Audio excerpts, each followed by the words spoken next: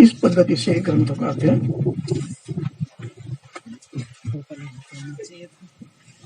बिना संस्कृत के ज्ञान के नहीं होगा।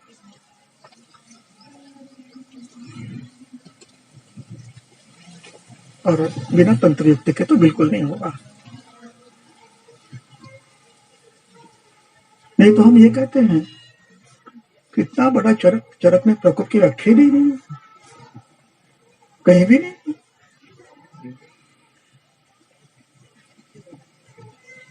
वाग्भट को कितना होशियार है, लेकिन उसने कहां से लाई है? वो तो यह कहता है, क्या कहता है? चरक सुश्रुत और तत्कालीन ग्रंथों के बाहर मैं नहीं जा रहा हूं, मेरा एक भी शब्द अपना नहीं है। उसका अर्थ क्या हुआ? व्याख्या कहीं ना कहीं है, वो हमें दिखती नहीं है। क्यों? हमें तंत्र युक्ति का पता नहीं है। पता है परीक्षा के लिए।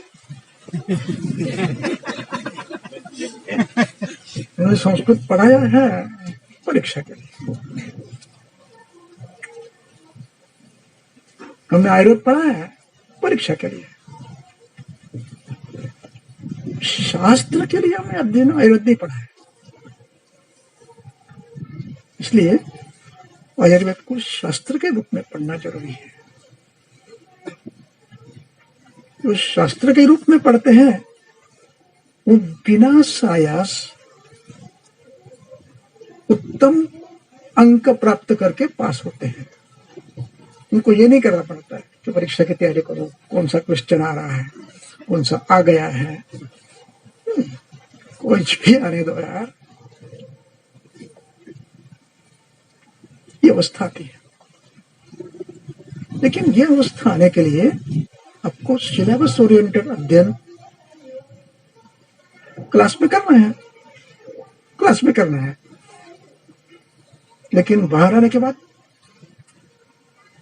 बचे हुए समय में पूरे शास्त्र का अध्ययन करना है। चरक का, सुश्रुत का, संग्रह का, काश्यप का। और वो कैसे करना है? संस्कृत समझ कर करना है। बिना संस्कृत के शास्त्र नहीं समझ पाओगे आप। और इस शास्त्र के प्रति हमारी आस्था, श्रद्धा ये तब पड़ती है जब पूरे शास्त्र का अवगमन होता है। जब तक शास्त्र समझते ही नहीं है तब तक श्रद्धा कैसे उत्पन्न होगी? विधेय परमादरः का अभिप्राय वही है। क्या है? शास्त्र पूरा पढ़ो, पूरा समझो और उसका पूरा प्रयोग करो। प्रयोग भी ऐसा नहीं करेंगे ये आसान है, शवन चिकित्सा आसान है करेंगे नहीं, शोधन भी करना है। क्यों? इसलिए कि व्याधि करने वाला दोष ही है। और जब तक दोषों को आप नहीं निकालोगे तब तक ये व्यक्ति स्वस्थ हो ही नहीं सकता। इसलिए कहीं ना कहीं शोधन आपको करना है। वसंत में करो, शरद में करो, या तो प्रवृत्त में करो, करना।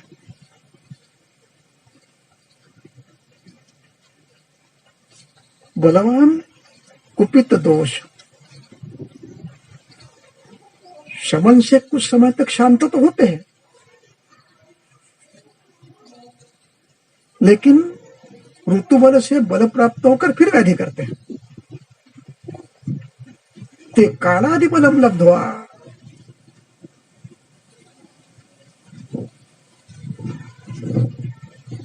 व्याधया कुर्वन्ति।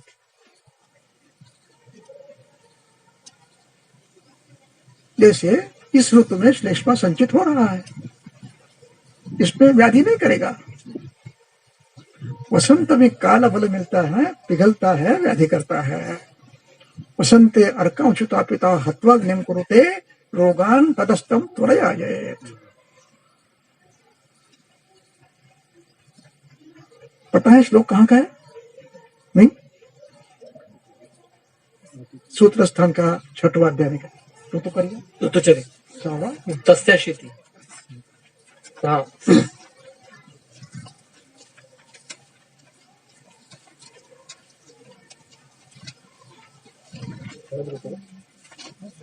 वसंते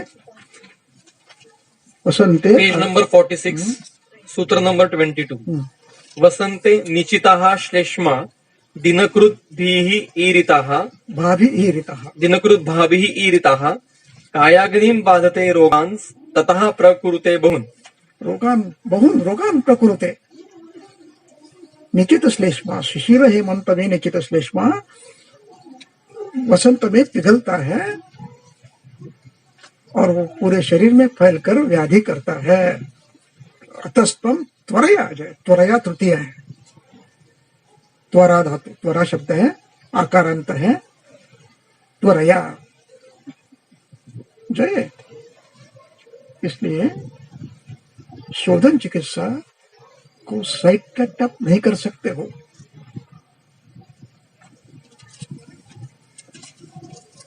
प्रति वर्ष 3 ऋतुओं में शोधन वैद्य ने कराना चाहिए। मृदु मध्य तीक्ष्ण जो भी करना है। क्यों करना चाहिए? कोई भी व्यक्ति तुलाधारी नहीं है। तुलाधारी का अभिप्राय समझते हो?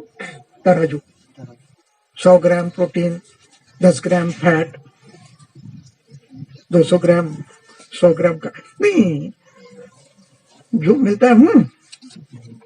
सुबह खाना खा लिया है, फिर भी दोपहर में किसी ने फ्रूट जूस ला के दिया, ला मिलेंगे। फिर शाम में ऑफिस खत्म हो गया, बाहर जा रहे हैं, बाहर घर निकले तो रास्ते में पानी पूरी खा लिए, या जो भी आपके प्रांत में मिलता है वो खा लिए। हमारे से पानी पूरी मिलती है इसलिए हम पानी पूरी कहते हैं। यहाँ फाफड़ा मिलता है, फाफड़ा को। तो तुलाधारी कोई नहीं है, इसलिए दोषों का संचय चलते रहता है। और संचित दोषों को जब तक नहीं निकालोगे साल में एक बार, तो व्याधि करेगा। कल्पस्थान 12। कल्पस्थान अध्याय 12।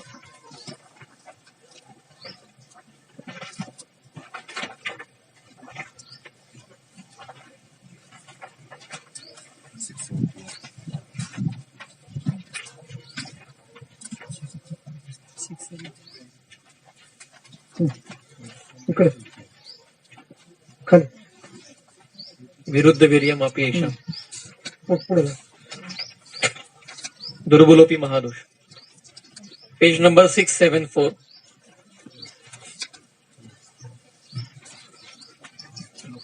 श्लोक नंबर 69। कल्पस्थान अध्याय 12, सूत्र नंबर 69। दुर्बलोपि महादोषो विरेच्यो बहुशः अल्पशः मृदुभिः भेषजैः दोषाः हन्युः एनम् अनिर्वृताः। हन्युः शब्द इसमें क्रियापद है। हन्युः विद्यर्थ है, तृतीय पुरुष बहुवचन है।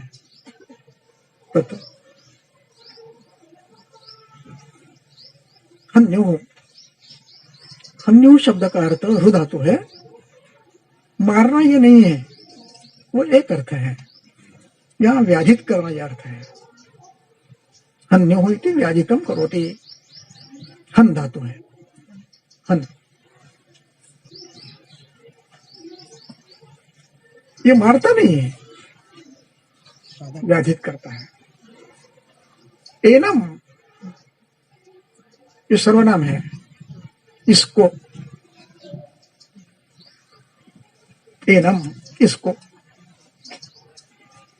एनम हंती, एनम हन्युहु, इसको व्याधित करते हैं।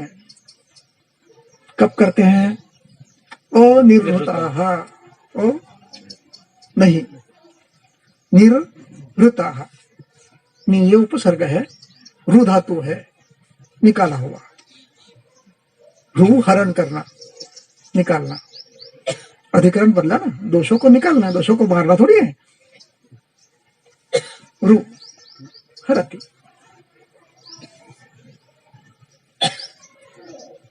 अनिर्वृताः, नहीं निकाले हैं। किनको? महादोषाः, महादोषों को अपने निकाला नहीं, बलवान है, प्रकृत है, अपने निकाले नहीं। ये ना भन्य हो,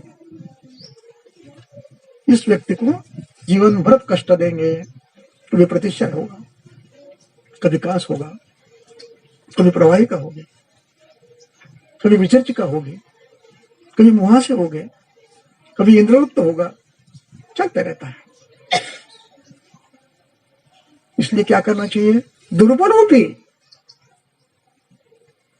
दुर्बल शब्द समझते हो, दुर्बलाः, अब उसका लोप हुआ है संधि होने के बाद। दुर्बलो, दुर्बलः, दुर्बलः अपि विरेच्यः,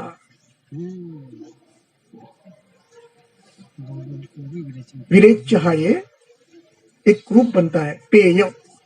ये पानी कैसा है? पेय है, यानी पीने लायक है। ये शास्त्र कैसा है? ज्ञेय है, जानने लायक है। ये गाना कैसा है? गेय है। ये व्यक्ति विरेच्य है।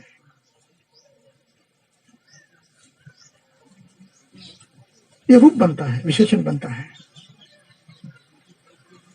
एक किताब मिलती है शब्द रूपावली करके, उसमें सब है ये। अगली बार हम करेंगे तो व्याकरण वाले इस व्यक्ति को बुलाएंगे, व्याकरण 1 घंटा व्याकरण पढ़ाओ करके। अभी मैं महाराष्ट्र में बुलाता हूँ, 1 घंटा पहला व्याकरण, फिर व्याख्या। विरेच्यः, जीवनीयः, जीवन देने लायक।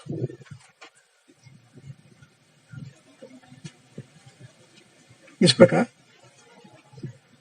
ये विरेच्य है, यानी विरेचन देने लायक है। दुर्बलो अपि, यहां अपि लगता है, वहां पर अर्थापत्ति होती है। दुर्बल को भी देना, इसका अभिप्राय क्या हुआ? सबल को तो देना ही है। फिर आप विरेचन शोधन टाल सकते हो क्या? नहीं टाल सकते। परीक्षा में जो आसान है उसको हम सॉल्व करते हैं, उसकी पढ़ाई करते हैं, कठिन है उसको छोड़ देते हैं। प्रैक्टिस में भी यही करते हैं। आसान क्या है? बस्ती देना आसान है, भवन कौन करेगा माथा आया प्रश्न की बस्ती। यदि शास्त्रीय पद्धति से करोगे तो व्यापक नहीं होता है।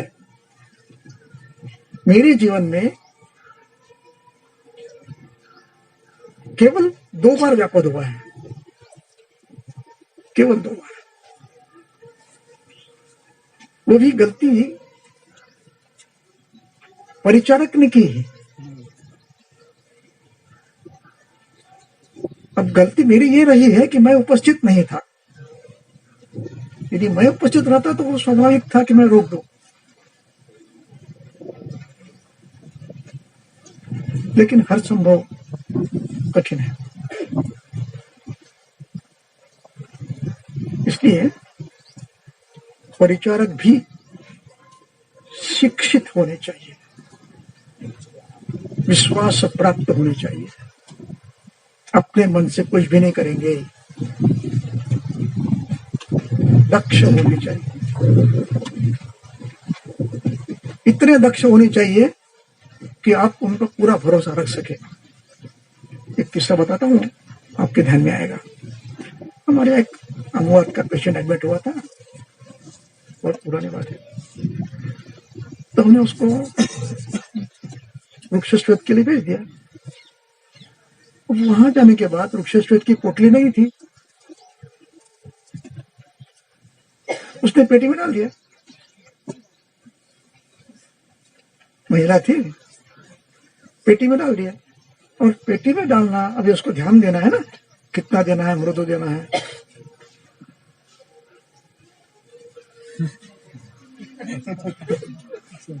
कोई आ गया, उसको लेकर तमाकू खाने के लिए बाहर बैठ गए। और बाहर बैठे तो बातों बातों में समय इतना बीत गया कि पता ही नहीं पेशेंट अंदर है। वो निचोट गया पेशेंट। मुझे संभालने में 3 दिन लगे उसको। क्लांत हो गया, श्रांत क्लांत हो गया। इसलिए परिचारक कैसे चाहिए और हम कैसे चाहिए? मॉनिटरिंग करना है, प्रतिक्षण मॉनिटरिंग करना है। कहीं भी हो आप, किसी को भेजो, फोन करो, तो फोन है, कितना समय हुआ कि नहीं, फोन करो। तो मूल विषय क्या था हमारा, किस बात पर कर रहे थे? इसको भी शोधन देना है, दुर्बल को भी देना है। कैसे देना है? अल्पशः, दूध का, द्राक्षा का, गर्म पानी का, आंवले का। और कैसे देना है? बार बार देना है। बार बार का अर्थ भी समझ लो। बार बार का अर्थ ये नहीं आज दिया कल दिया परसों फिर नहीं, बल प्राप्ति होने तक रुकना है। आ बल लाभात, उसको मांसरस का बस्ती दो, जीवनी द्रव्य दो, घृतपान कराओ, जंगल मांसरस दो, उसका बल बढ़ाओ, फिर करो, फिर अग्निवृद्धि करो, फिर बल बढ़ाओ, फिर करो। इस प्रकार दुर्बल को भी विरेचन देना है, अति दुर्बल को नहीं। अति दुर्बल को आप शोधन करोगे, उसके समय प्राण त्याग देगा। दुर्बल की अवस्था होती, अति दुर्बल, मध्यम दुर्बल। इस प्रकार आसान चीज पहले करना ठीक है, पहले शुरू में करो, लेकिन अंत में धीरे धीरे आपको शोधन भी करना है, पंचकर्म भी करना है। नहीं करोगे तो शरीर के बाहर जो इनको जाना है वो अंदर ही रहेंगे। और 100 साल तक अंदर रहने से क्या होगा? कहीं ना कहीं आश्रय करेंगे, फिर हाइपरटेंशन, फिर कोरोनरी आर्टरी डिसीज, फिर रीनल फेल्यूर, फिर डायबिटीज, ये चलते रहेगा।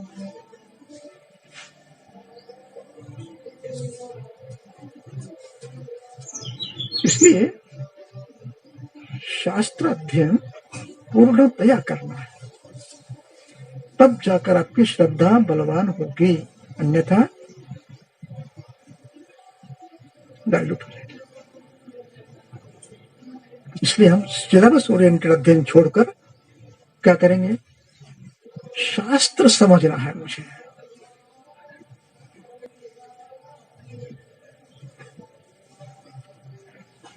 हम जब जामनगर में पढ़ते थे तो हमारे एक मित्र थे, सहकारी थे, हमारा डिस्कशन चलता था। तो हमारी आदत तो ये थी कि शास्त्र पढ़ने की, मेरी खास करके। और वो थे, यार शास्त्र बाद में पढ़ लो, पहले परीक्षा पास कर लो। ऐसे ये झगड़ा चलता था। ये झगड़ा कब चलता था? परीक्षा के 3 महीने पहले। पढ़ाई कब करनी है? 3 महीने में। शास्त्र कब पढ़ना है? शुरू से पढ़ना है। आपके ध्यान में आ गया मैं क्या कहना चाह रहा हूं? Are you getting my point? पढ़ाई हम कब करते हैं? तब तक क्या करते हैं? कॉलेज लाइफ एंजॉय करते हैं। शास्त्र क्या कहता है? कणशः क्षणशः कृत्वा विद्याम अर्थम च साधयेत्। क्षण क्षण में अध्ययन करना है। क्षणशः क्षणशः कृत्वा। हम लोग क्या करते हैं? क्षण मिला पिक्चर को चले जाएंगे, क्षण मिला व्हाट्सएप देखेंगे, क्षण मिला फेसबुक देखेंगे, क्षण मिला चैटिंग करेंगे। चैटिंग में भी क्या करते हैं? जो नहीं है उसकी निंदा, और जो है उसका श्लाघ। वाह क्या बड़े हो, कितने अच्छे हो। कणशः कणशः कृत्वा, कणशः क्षणशः कृत्वा, दो शब्द है।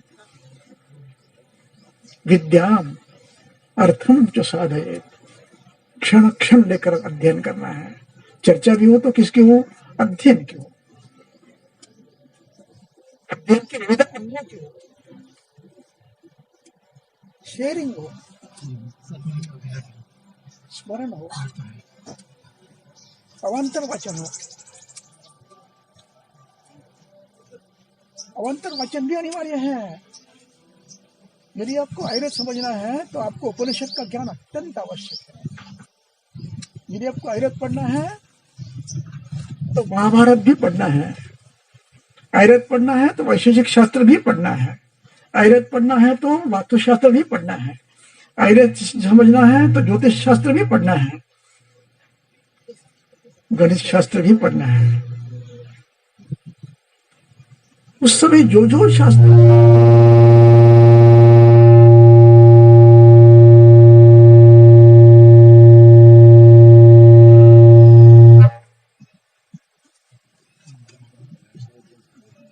सर बोलो, आवाज येतो? येतो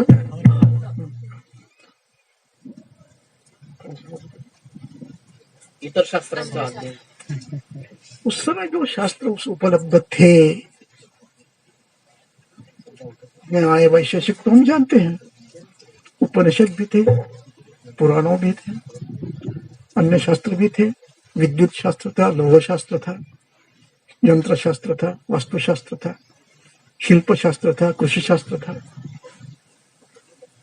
हस्ती शास्त्र था, गोशास्त्र था, वनस्पति शास्त्र था। इनमें से कुछ ले सकते हो क्या?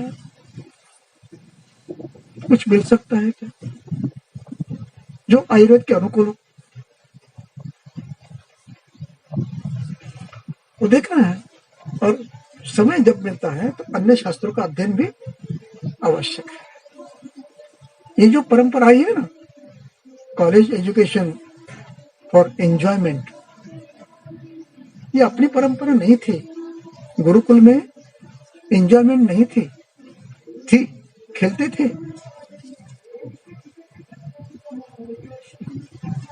खेती करते थे।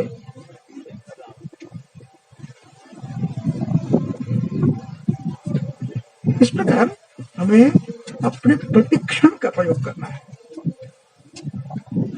अवान्तर शास्त्र का अध्ययन भी करना है।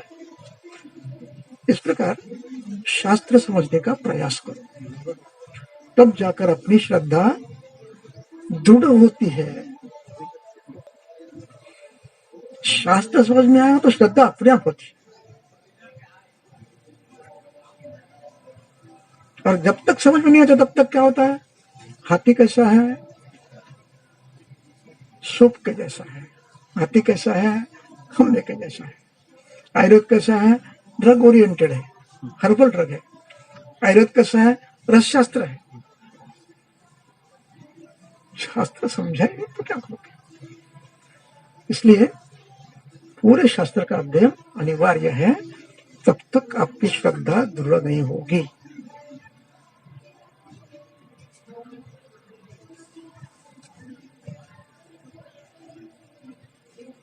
कुठे चाललं का? शेजारी 26 जानेवारी। दूसरा प्रॉब्लम यह है कि हम जब 12वीं पास होकर कॉलेज में प्रवेश करते हैं तो ये पदार्थ विज्ञान, ये पंच महाभूत, ये वैशेषिक दर्शन मन में आता है। कहां से कहां आके टपक गए, कहीं गलती तो नहीं की हमने।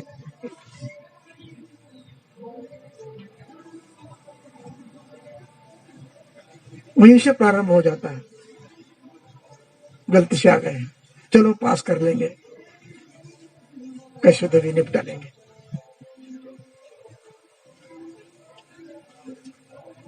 तो इन शास्त्रों का प्रयोग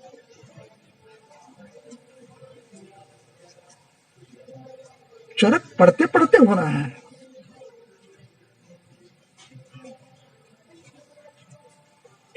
वैशेषिक दर्शन हो, सांख्य दर्शन हो, वैदिक दर्शन हो, इनका स्वतंत्र अध्ययन अनावश्यक है, समय बीत जा रहा है।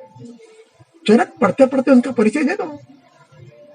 और जिनको एमडी पीएचडी करना है वो उसका शास्त्र का अध्ययन करेंगे, फिर बाद में वैशेषिक शास्त्र का अध्ययन बाद में करेंगे। उसका परिचय पढ़ते पढ़ते पढ़ते पढ़ते होना चाहिए। ये सांख्य है, ये वैशेषिक है, ये वेदांत है। तो उसमें ये नहीं आएगा, डर नहीं पैदा होगा, ये कुछ कहां आ गए हम लोग। तो उनका भी अध्ययन आवश्यक है, कुछ हद तक आवश्यक है। प्रॉब्लम ये है दूसरा कि हमें बताया जाता है ब्रह्मा ने स्मरण किया, प्रजापति को दिया, प्रजापति ने अश्विनी कुमारों को दिया, अश्विनी कुमार ने इंद्र को दिया, इंद्र ने भरद्वाज को दिया, भरद्वाज ने अग्निवेश को दिया। ऐसे नहीं हुआ है, ये सरासर झूठ है।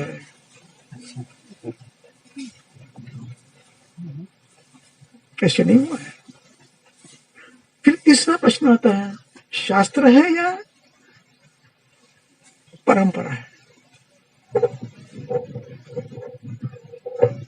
ये शास्त्राधिष्ठित परंपरा है।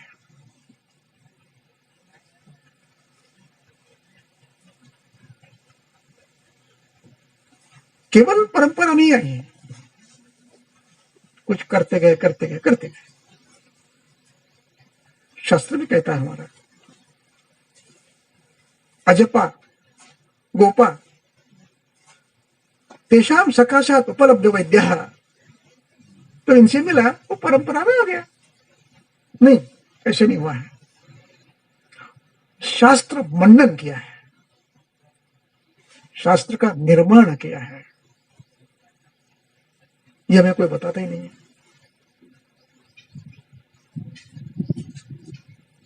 कोई नहीं बताता। अष्टांग संग्रह लाया है किसने? अष्टांग संग्रह का पहला अध्याय निकालिए।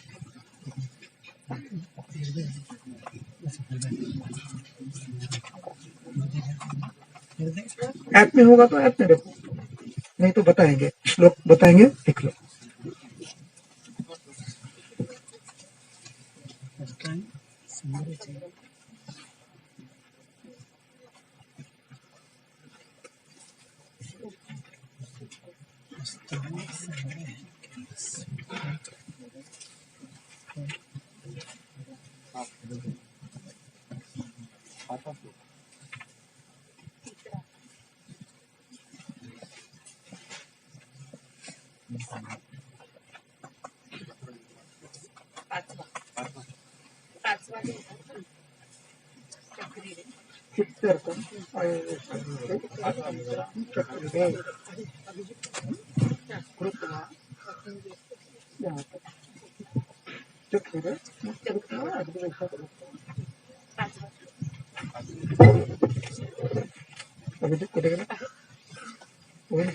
नाही मी तर आवाज बंद करायला केला का?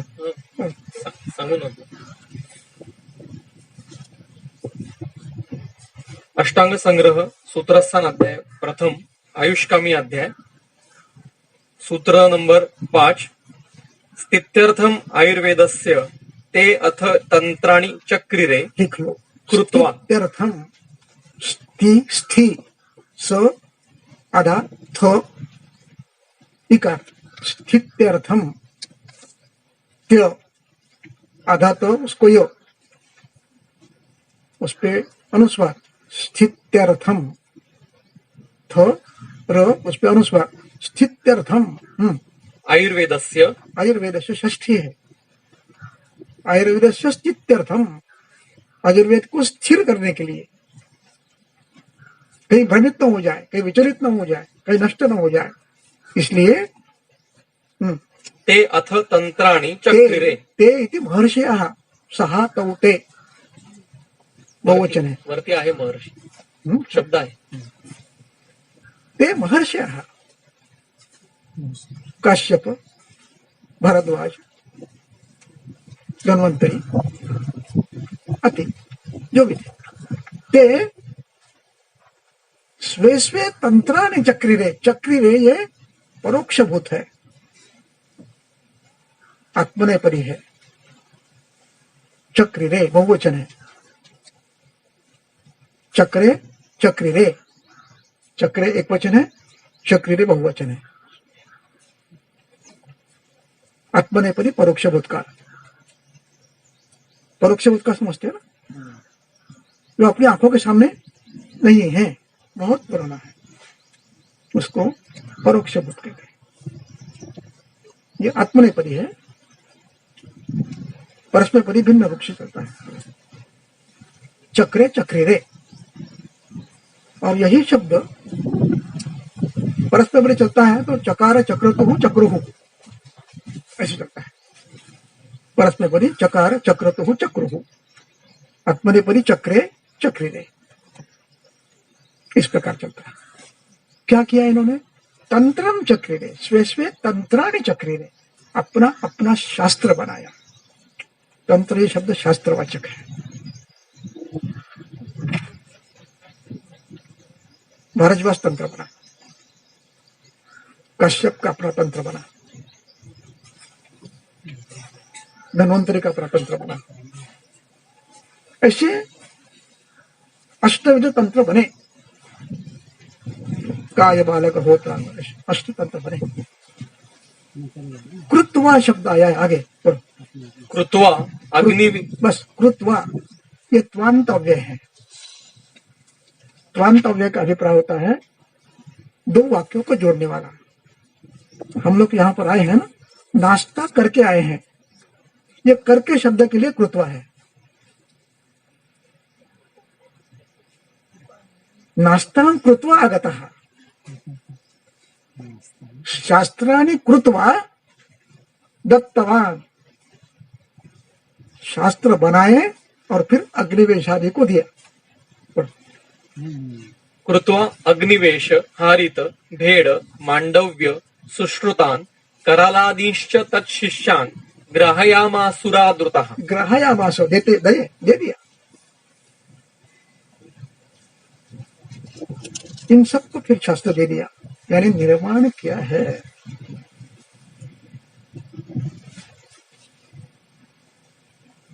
अंतर है दोनों में ना। भारद्वाज ने लाया और वैश्य का वैसे दे दिया, और भारद्वाज ने लाया, तंत्र निर्माण किया और फिर दत्तवान, इसमें फर्क है ना।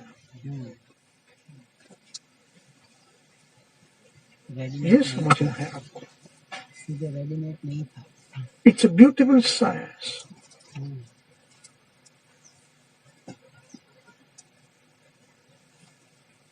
Evidence based science.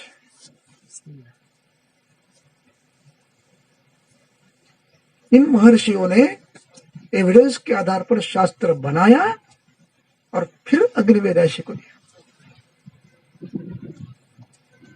भारद्वाज ने जैसे लाया वैसे दिया, ऐसा भी हुआ है। चरक सुश्रुत 1।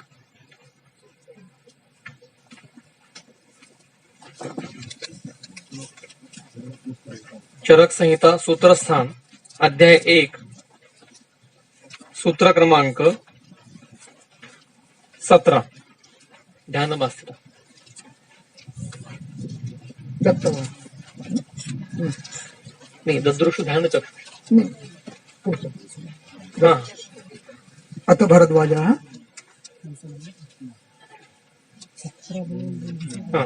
अथ मैत्री परः पुण्यम आयुर्वेदम पुनर्वसुः शिष्येभ्यो दत्तवान षडभ्यः. दत्तवान इकडे करतो. हे सूक नंबर 26. सहा अनंतपारम त्रिस्कंदम आयुर्वेदम महामति यथावत अचिरात सर्व. यथावत अचिरात दो शब्द महत्व है. यथावत जैसे प्राप्त किया वैसे, यहाँ वत प्रत्यय लगा है, ये विशेषण रूप में लगा है. जैसा प्राप्त किया वैसा दिया. ये तद्धित प्रत्यय है, तुलनात्मक नहीं है. यथावत जैसे प्राप्त किया वैसे दे दिया. आगे. सर्वं बुबुधे तन्मना मुनिः हम्म, तेन आयुः अमितं लेभे भरद्वाजः सुखान्वितम् ऋषिभ्यः अनधिकं तच्च शशंसान् अनवशेषयन्. भारद्वाज ने कैसे दिया? ऋषिभ्य चतुर्थी है. अन अवशेषयन यानी अपने पास कुछ रख दिया.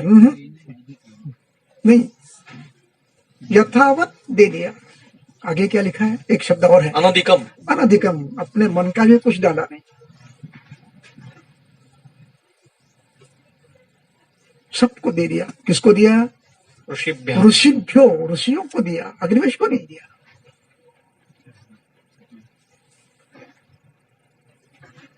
अग्निवेश को देने के पहले ऋषियों को दिया.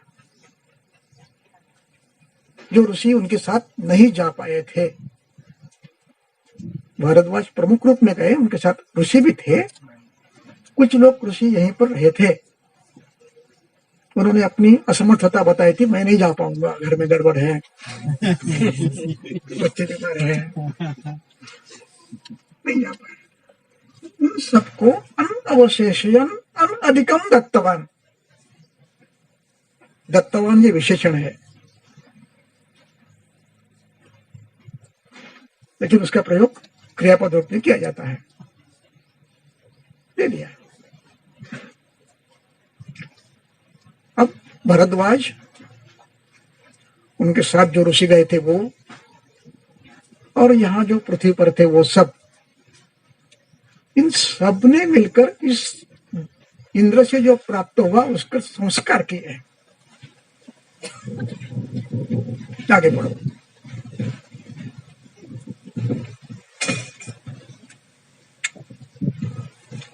सही वाचू. ध्यान चक्षु. ध्यान चक्षु आदि वाचू. सूत्र नंबर 17, पेज नंबर है 6, सूत्र 17.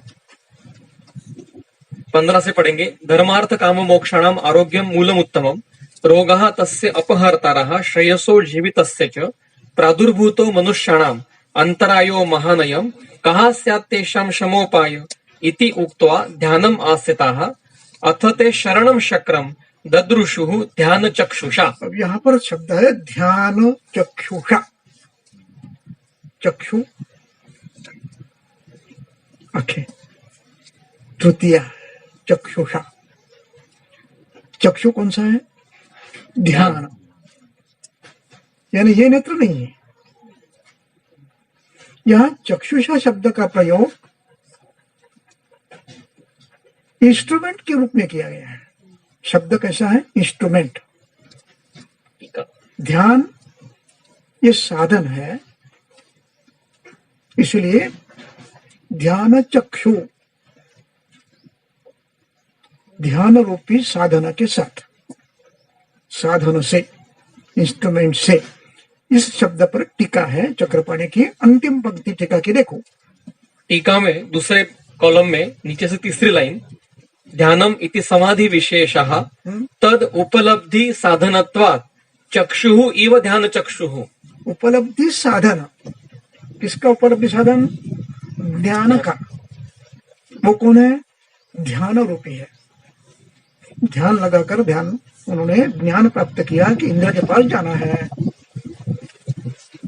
उपलब्धि साधन है. ध्यान चक्षु यानी ज्ञान प्राप्ति का साधन. यानी उपलब्धि साधन, इस शब्द को अधोरेखांकित कर दीजिए। चक्षु यानी साधन, उपलब्धि साधन, चक्षु यानी ज्ञान उपलब्ध करने का साधन।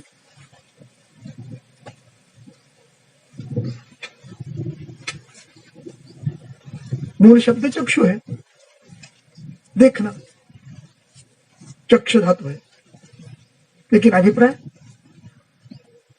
भिन्न, उपलब्धि साधन है। अब अगला श्लोक पढ़िए। ते महर्षिः सूत्र 27। ऋषयः च भरद्वाजात् जगृहु तं प्रजाहितं दीर्घमायुः चिकीर्षन्तः वेदं वर्धनम् आयुषः। महर्षयः ते, एक एक शब्द समझ लेंगे। मैं आपको चरक के सूत्र, उसका अर्थ कैसे लगाना, संस्कृत कैसे समझना, ये बताने पे ज्यादा जोर दूंगा। वैसे तो चरक तो पढ़ाऊंगा ही, लेकिन इसके साथ पढ़ूंगा ताकि आप खुद पढ़ पाए घर जाकर। अब यहाँ पर पहला वाक्य क्या है? महर्षयः ते। महर्षिया कौन सा रूप है? महर्षि इकार अंत पुल्लिंग, महर्षि महर्षयः बहुवचन है, प्रथमा बहुवचन, प्रथमा बहुवचन। महर्षयः यानी कितने हो गए? अनेक, 2 से अधिक हो गए। महर्षयः, आगे शब्द है ते, सहा तौते बहुवचन, ते महर्षयः। आगे क्रियापद है, क्या है? ददृशुः, ददृशुः, ददर्श, ददृशुतुः, ददृशुः परोक्ष भूतकाल बहुवचन है। क्या किया महर्षियों ने? ते महर्षिया ददृशुः, देखा। यहां देखा यह शब्द ज्ञान किया इस वाचक है। ददृशु यानी ज्ञान कर लिया। कैसे कर लिया? आगे शब्द है यथावत, यथावत कर लिया, यानी जैसा करना चाहिए वैसा। प्रत्यक्ष ज्ञान कैसे किया जाता है? यथार्थ किया जाता है ना। यथार्थ ज्ञानम प्रत्यक्ष ज्ञानम, जो देखा वो नहीं है यथार्थ ज्ञान। चंद्र दिखता है, इतना दिखता है हमें, लेकिन वो इतना नहीं है, वो पृथ्वी के 1/4 है। ये यथार्थ ज्ञान है। दिखने में इतना दिखता है, ये यथार्थ प्रत्यक्ष नहीं है। प्रत्यक्ष तो है, प्रत्यक्ष क्या है? यथार्थ है। चंद्र दिखने में इतना दिखता है, लेकिन पृथ्वी के लगभग 1/4 है। ये यथार्थ ज्ञान।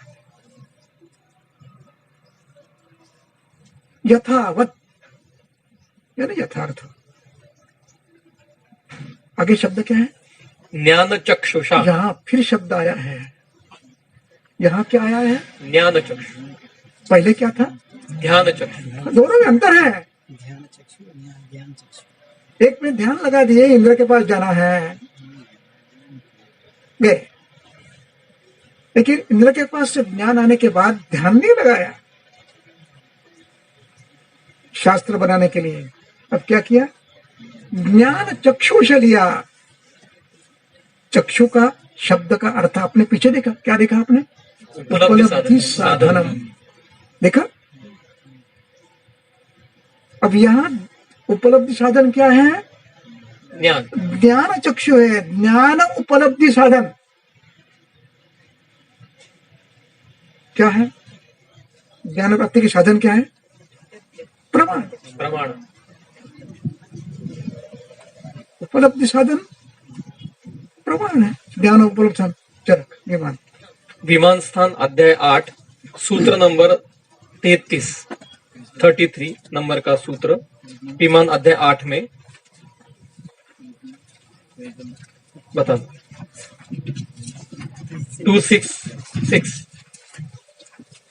267 पेज पे 33 नंबर का सूत्र है। अथ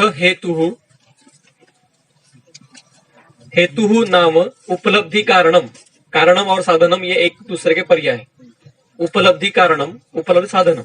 उपलब्धि साधन। हेतु नाम उपलब्ध कारणम ये उपलब्धि कारण क्या है, साधन क्या है, आगे पढ़ो। तत् प्रत्यक्षम अनुमानम ऐतिह्यम औपम्यम इति एभिः हेतुभिः यद उपलभ्यते तत् तत्वम इति ज्ञानम।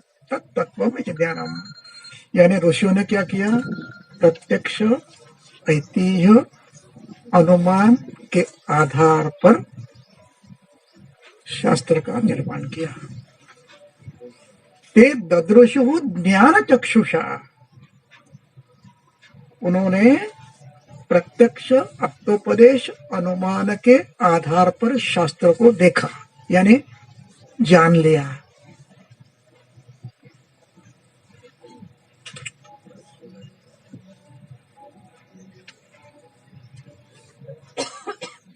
अब कैसे जान लिया वो देखेंगे, लेकिन उसके पूर्व एक आगे का श्लोक हल्का, दत्तवान शिष्य को दत्तवान। सूत्र 30 पहले अध्याय में अथ मैत्री पराः पुण्यम आयुर्वेदम पुनर्वसु शिष्येभ्यो दत्तवान षडभ्यः। श्लोक नंबर 30 पहला अध्याय, पहला सूत्र संघ, पेज नंबर 7,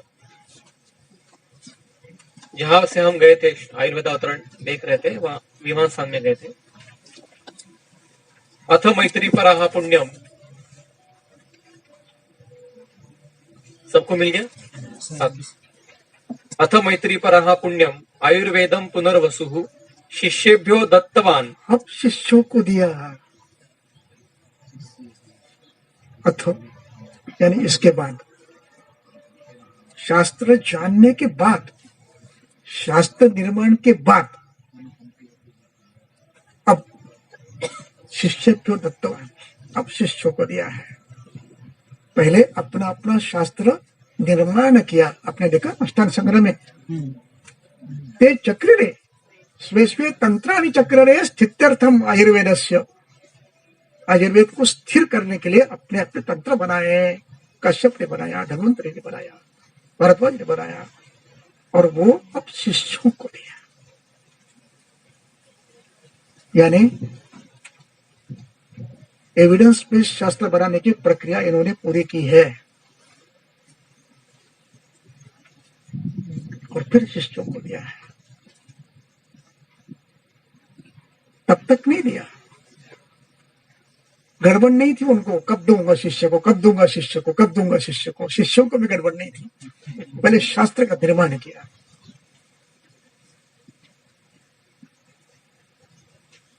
उनकी आयुष्य 400 साल की तो थी, सतयुग था, और उनको बढ़ाकर मिल गई रसायन करने से। कुछ तो बड़ा होगा, 400 की जगह 500 तो हुआ होगा। अब देखिए ना, हम लोग एक जमाना था कि 60 के ऊपर यानी मैक्सिमम समझते थे, 65 तक जाना ही जाने वाला है। अब 80 नहीं, 90 नहीं, 102 जी रहे लोग। इसलिए इन्होंने शास्त्र का निर्माण करने की प्रक्रिया पूरी की है। कैसी की है वो देखेंगे अभी हम, ऊपर से फिर पढ़ो। सूत्र 28 महर्षयाः ते ददृशुः यथावत् ज्ञान चक्षुषा। ज्ञान चक्षु के बारे में देखा हमने, उसकी टीक। ज्ञान चक्षुष शब्द का विग्रह करा, ये सामासिक शब्द है। ज्ञान चक्षु, इसका विग्रह 2 पद्धति से होता है, और दोनों पद्धति से करना आवश्यक है। ज्ञानरूपम चक्षु, ज्ञानाय चक्षु, ज्ञान प्राप्ति का साधन और ज्ञान रूप में मिला हुआ साधन, यानी इंद्र से जो प्राप्त हुआ वो, और फिर प्रत्यक्ष अनुमान के आधार पर, ये दोनों मिलाकर, यानी जो इंद्र से मिला वो ज्ञान, उसका प्रयोग करते हुए आगे जाकर इस तंत्र को निर्माण किया प्रत्यक्ष ऐतिह्य के आधार पर। इसलिए विग्रह भी करना आना चाहिए, नहीं तो हम क्या करते हैं, गलत कर देते हैं। जैसे उरुस्तंभ यानी उरु का स्तंभ, ये उरु का स्तंभ नहीं है, ये उरुस्थितेषु स्रोतस्सु दोषाणाम आमस्य श्लेष्मणः च स्तम्भः मेधस मेधसः स्तम्भः मेधस्य श्लेष्मणः स्रोतस्व स्तंभः मेध का श्लेष्मा का आम का उस स्थान में जो स्रोतस है उनमें स्तंभ होना यानी घट जाके रेम इसका नाम उरुस्तंभ है। पैर का स्तंभ यानी उरुस्तंभ नहीं है। दोषाणाम स्तंभ उरुषो उरुगतेषु स्रोतस्सु दोषाणाम स्तंभ उरुस्तंभ ये उसका विग्रह है। ये चरकोक्त है, मेरा नहीं है, चरक का है। इसलिए विग्रह करना भी आना चाहिए। ज्ञान रूपम चक्षु ज्ञानाय चक्षु। अब इन्होंने कैसे कर दिया, ज्ञान कैसे कर दिया।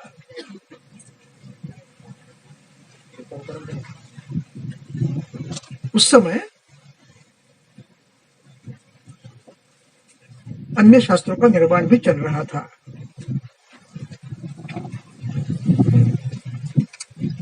जैसे योग सूत्र निर्माण हुए,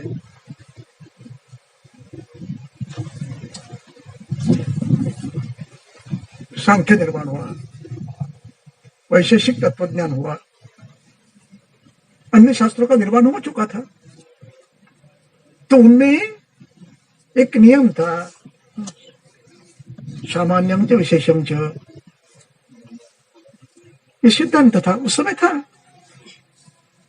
सामान्यम च विशेषम च, सामान्य क्या होता है?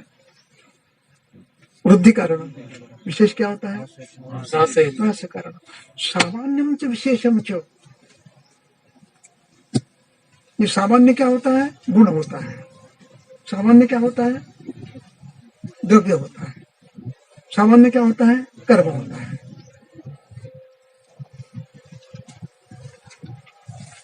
तो सामान्य से वृत्ति होती है, सामान्य गुण से, सामान्य द्रव्य से, सामान्य कर्म से वृत्ति होती है, और विशेष से ह्रास होता है। ये सिद्धांत उस समय उपस्थित था, एस्टैब्लिश था, वो किसी ने किया था। तो सामान्यम च विशेषम च ज्ञात्वा, ज्ञात्वा का अर्थ मैंने बताया पहले, त्वांतव्य है, एक जानकर दूसरा जाना। खाना खाकर सोना,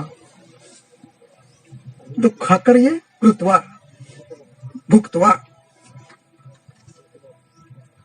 भोजनम कृत्वा स्वपनम, भोजन करके सोना, ये कृत्वा। सामान्यम च विशेषम च ज्ञात्वा,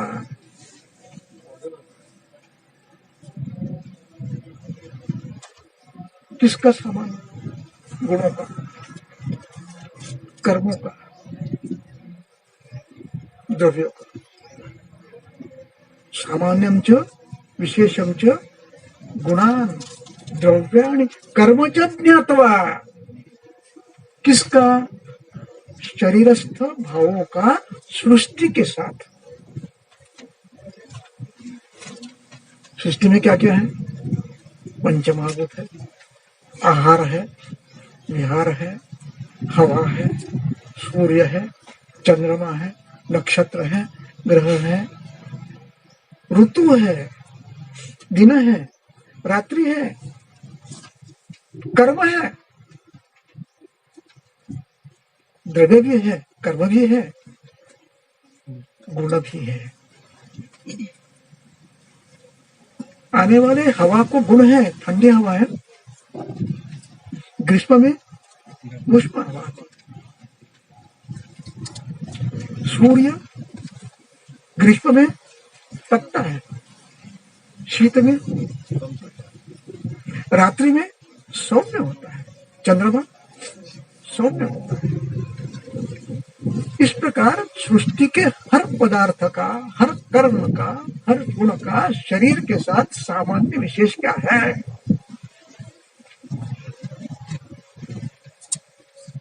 पृथ्वी सामान्य किससे है? शरीर के स्थिर धातुओं के साथ। जल का सामान्य किससे है? द्रव धातुओं के साथ है। अग्नि का सामान्य किससे है? स्थिर द्रव इन पदार्थों के उष्ण गुण से है, तीक्ष्ण गुण से है अग्नि का सामान्य। आकाश का सामान्य स्रोतों से, वायु का सामान्य गति से।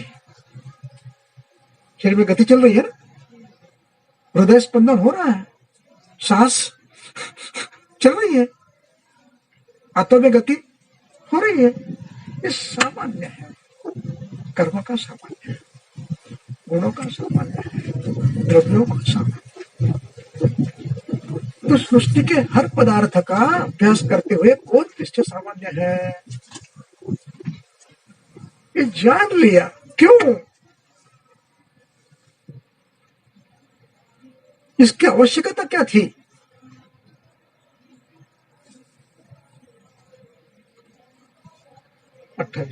सूत्र 28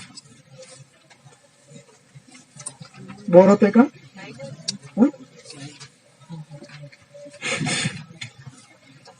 मैं पूछ रहा हूं कि जो मैं बोल रहा हूं वो कुछ गड़बड़ बोल रहा हूं, बोर कर रहा हूं? नहीं सर, नहीं।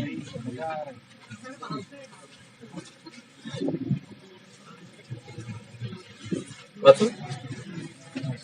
शुभाशुभ समुत्पत्त आहारस्य विदो। हाँ, आहार संभवम वस्तु रोगाश्च। सूत्रस्थान 28, चरक संहिता सूत्रस्थान 28, सूत्र क्रमांक 45, पेज नंबर है 181।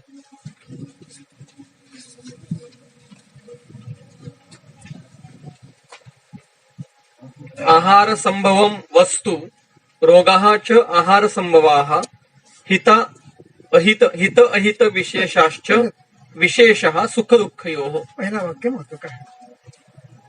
आहार संभवो वस्तु, वस्तु वस्तु यानी शरीर। ये कैसे है? आहार से। आहार कैसा है? पंचभौतिक है। आहारो पंचभौतिका है। शरीर कैसा है? पंचभौतिक है। रोग कैसे होंगे? पंचभौतिक होंगे।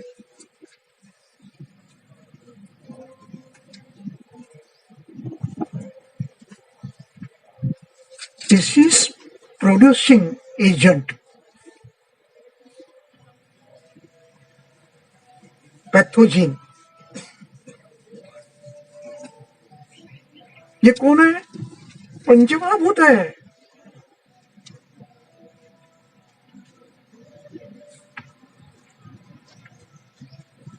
बैक्टीरिया सेकेंडरी है, वायरस, फंगस, माइक्रो सेकेंडरी है। प्राइमरी क्या है? पंचमहाभूतों का असंतुलन, यानी आहार का असंतुलन रोग कारक है। रोगाश्च आहार संभवः।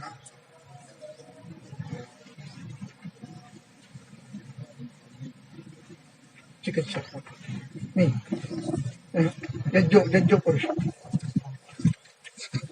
26 चैप्टर यज्जो वैद्य तज्जो देव। यज्जो देह तज्जो वैद्य खालचं।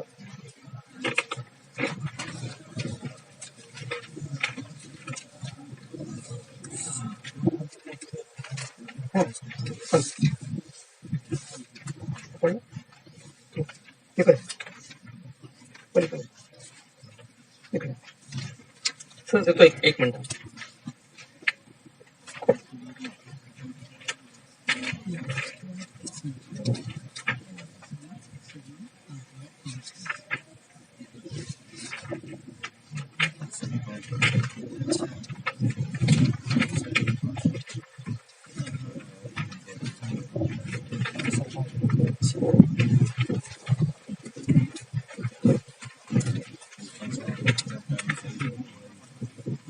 श्लोक 29।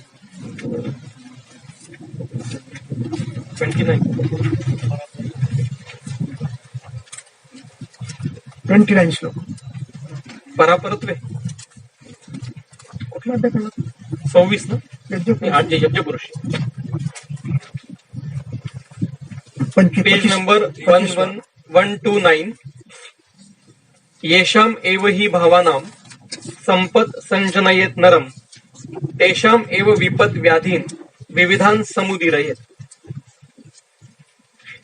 श्लोक का अर्थ समझ में आया? 29 एक एक शब्द पढ़ो। येषाम एव हि भावानां ये शाम कौन सी विभक्ति है? षष्ठी षष्ठी बहुवचन बहुवचन है। ये शाम भावानाम षष्ठी षष्ठी बहुवचन। ये शाम भावानाम संपत संपत का मतलब संपत यानी अच्छे गुणों से युक्त संपत, प्रशस्त गुण प्रशस्त गुणों से संपत। येषाम ही भावानाम संपत संजनयेत। जनयेत ये विद्यर्थ है, धातु है, हलंत है ना, निर्माण करता है, जन धातु है, निर्माण करना। जननी जनयति थी, जननी जनयेत निर्माण करता है। येषाम भावानाम संपत जिन भावों के सद्गुणों के द्वारा शरीर बनता है। किससे बनता है? पंच महाभूतों से बनता है। आगे क्या लिखा है? तेषाम एव तेषाम षष्ठी, तेषाम भावानाम षष्ठी, तेषाम भावानाम विपद विपत। संपत का विपर्य है। वही। संपत यानी प्रशस्त। उत्तम गुणों का निर्माण, विपत यानी दुर्गुणों का निर्माण। तेषाम विपत व्याधीन विविधान व्याधियों को उदीरयेत। येषाम संपत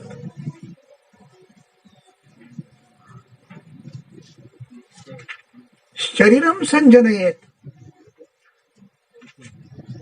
जिन पंचमहाभूतों के उत्तम गुणों से शरीर बनता है, उन्हीं विकृत पंचमहाभूतों से रोग बनते हैं। यानी रोग निर्माण करने वाला कौन है? पंचमहाभूत है। हर समय बैक्टीरिया नहीं है, कुछ अवस्थाएं बैक्टीरिया है।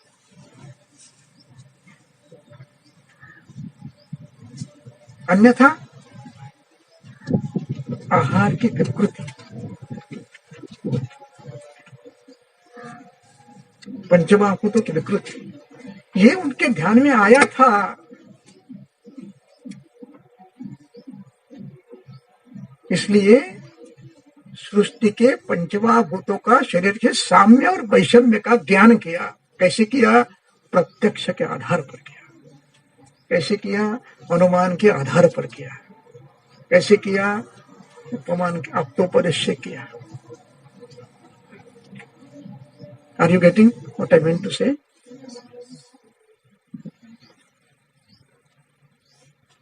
इन्हें प्राधान्य तौर पर सामान्य विशेष का पहला अभ्यास किया। कौन किसके सामान्य है, कौन किससे विशेष है, कर्म के साथ और इनके साथ, सभी के साथ। ठीक है जा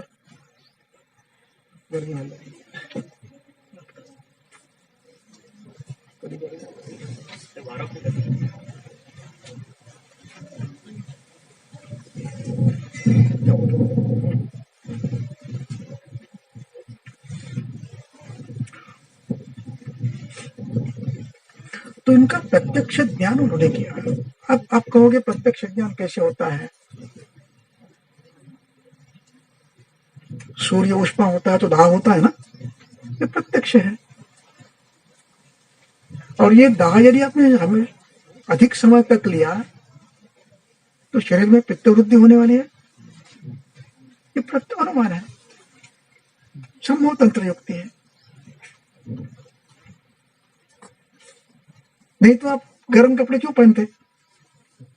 अभी ठंडी है ना, आपको पता है, सामान्य है, ठंड गुण है, तीक्ष्ण गुण है, इसका परिणाम शरीर के श्लेष्मा पर होने वाला है, शरीर के रस संवहन पर होने वाला है, शिराओं का संकोच होने वाला है, रोतस का संकोच होने वाला है, स्नायुओं का संकोच होने वाला है। इसलिए शीत सेवनम ये रक्तार्श का हेतु है, हेमोरॉइड्स का हेतु है, शीत सेवनम। यहां कुछ आपको शायद होता है, शायद तगड़ा हूं, कुछ नहीं होगा मुझे, लेकिन श्रेयाओं का संकोच होता ही है और रक्त का स्कन्नत्व होता ही है विशिष्ट अवस्था में। इसलिए शीते शीतानाम सेवनम अर्शस्य हेतु।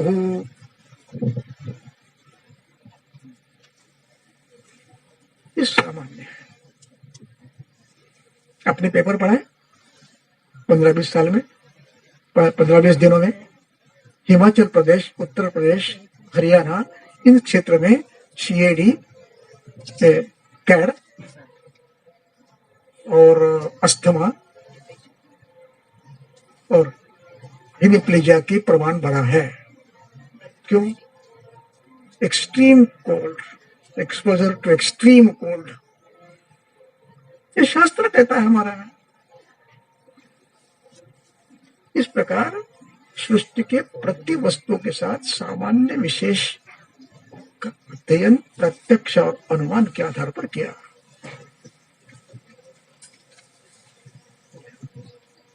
आगे की पंक्ति पढ़िए। सामान्यम च विशेषम च गुणं द्रव्यानि कर्म च समवायम च। ये च शब्द है ना, ये समुच्चय तंत्र युक्ति है, यानी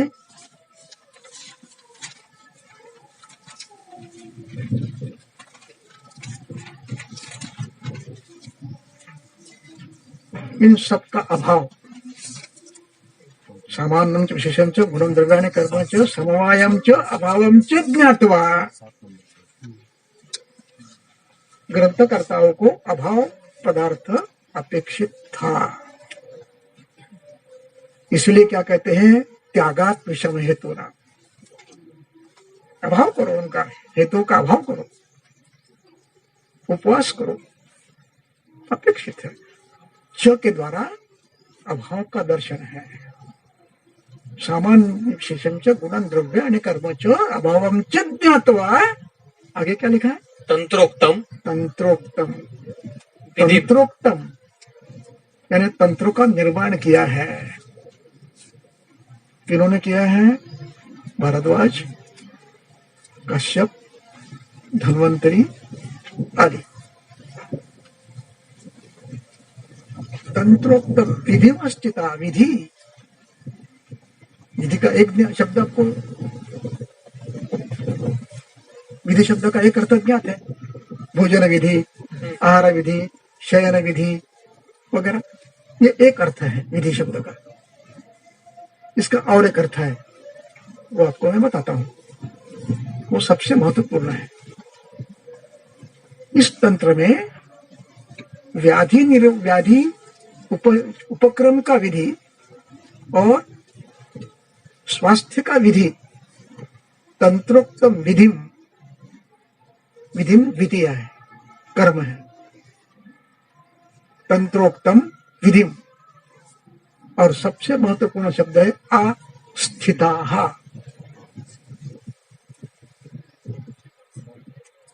स्थिता शब्द है स्था धातु का पास्ट पार्टिसिपल, कभूधावी।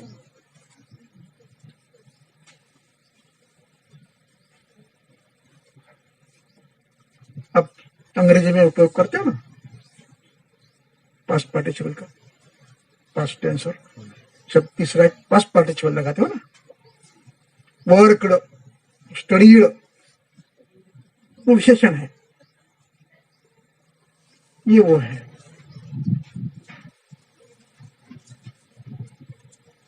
स्था, स्थित, बैठा हुआ,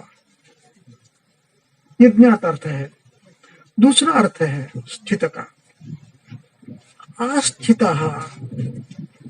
यानी आप जामनगर से निकले और यहां पर आकर पहुंचे, आस्थित, डेस्टिनेशन तक पहुंच गए, आस्थित। हमारा डेस्टिनेशन क्या था शास्त्र निर्माण का? डेस्टिनेशन था निर्माण करना, सिद्धांतों का निर्माण करना। प्रारंभ किया और सिद्धांत निर्माण में सक्षम हुए, accomplishment, to reach the goal. अस्थ्युता शब्द का अर्थ है to reach the goal, expected जो था वो मिल गया। जैसे पीछे आया है, ध्यानम अस्थिता, अपेक्षा क्या थी? ध्यान लगना चाहिए। अस्थिता यानी लग गया। अपने गीता में 3रे अध्याय में एक श्लोक है, जनकादयः कर्मयोगेन संसिद्धिम आस्थिताः, यानी जनकादि ऋषियों को कर्मयोग से सिद्धि मिली यानी मोक्ष मिला। ये आस्थिता शब्द है। एक ध्येय सामने रखा, प्रयास किया और क्या हो गया? सक्षम हो गए। दे रीच द गोल। ये समझने में आसान है ना, रीच द गोल, ये परिचित भाषा है ना। सक्षम हो गए यानी निर्माण करने में सक्षम हो गए। क्या निर्माण किया? तंत्रोक्त विधि, स्वास्थ्य के विधि और रोग परिहार के विधि निर्माण करने में सक्षम हुए। विधि निर्माण करने में सक्षम हुए। विधिम अस्थिता, विधिम द्वितीय है। और फिर ये विधि निर्माण करने के बाद अग्निवेश आदि को दिए, तब तक नहीं दिया।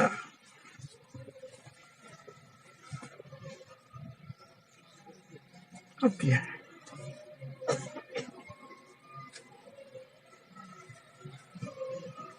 ये विधि क्या है? मैंने ये कहा था आपको पहले कि अवांतर शास्त्रों का अध्ययन अनिवार्य है, क्योंकि ग्रंथ उस जमाने के हैं ना।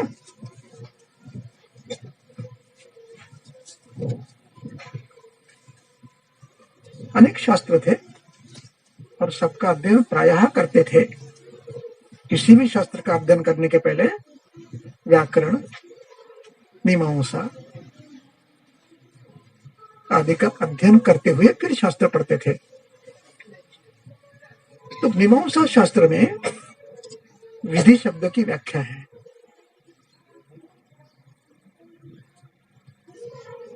विधि शब्द का अर्थ है अपूर्वोक्तम वाक्यम, ओ नहीं, पूर्व पहले, उक्त कहा हुआ।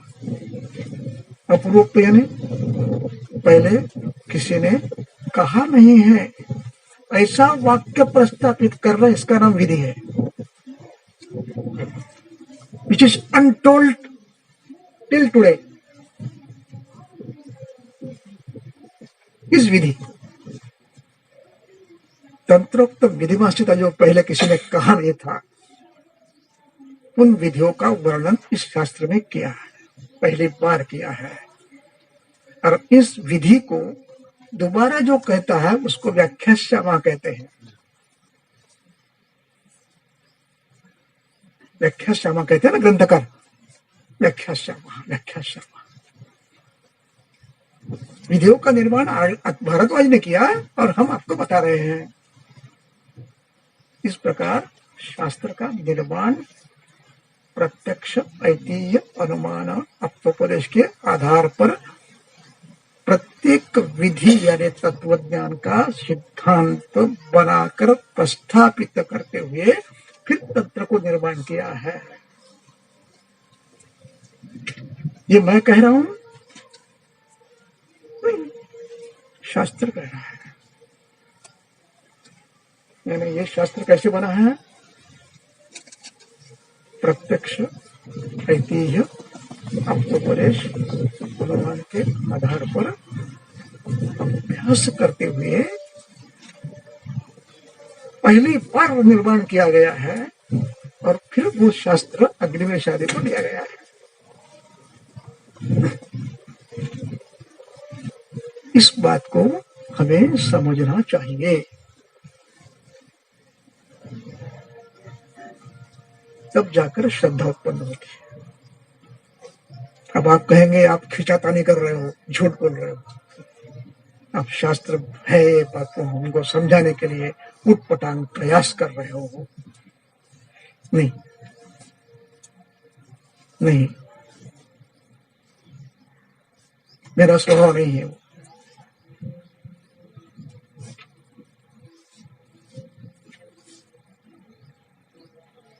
ये आपके शास्त्र में लिखा हुआ है, इसी ग्रंथ में लिखा हुआ है।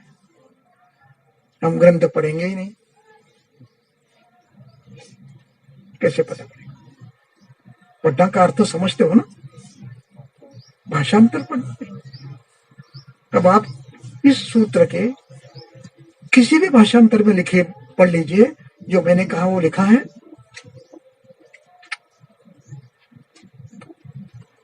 भाषांतर लिखा है। इन ऋषियों ने ज्ञान चक्षु के साथ आधार पर सामान्य विशेष का अध्ययन करते हुए तंत्रों का निर्माण किया। ये भाषांतर है, स्पष्टीकरण है।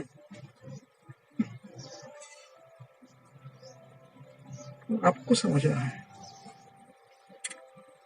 तंत्र युक्ति के आधार पर समझना है।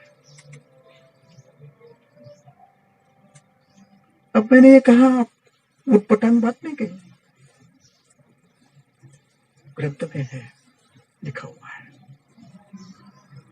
जब मैं कहता हूं कि एविडेंस बेस्ड साइंस है, इसलिए कह रहा हूं कि शास्त्र कहता है।